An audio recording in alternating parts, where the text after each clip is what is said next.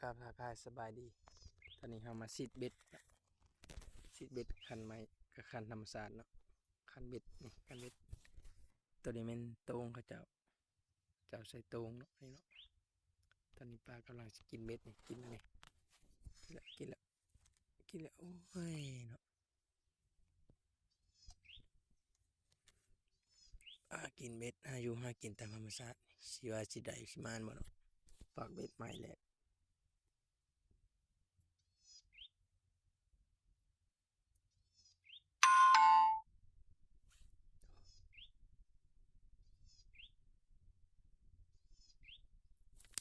โอ้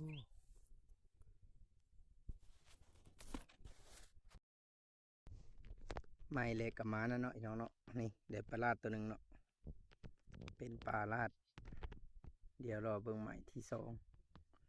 ว่าสิมานหรือบ่เนาะดึงไปแล้วดึงไปอีกดึงไป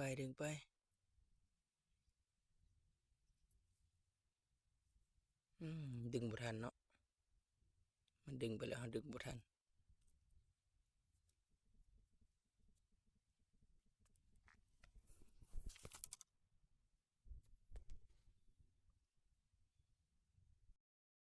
เด้อ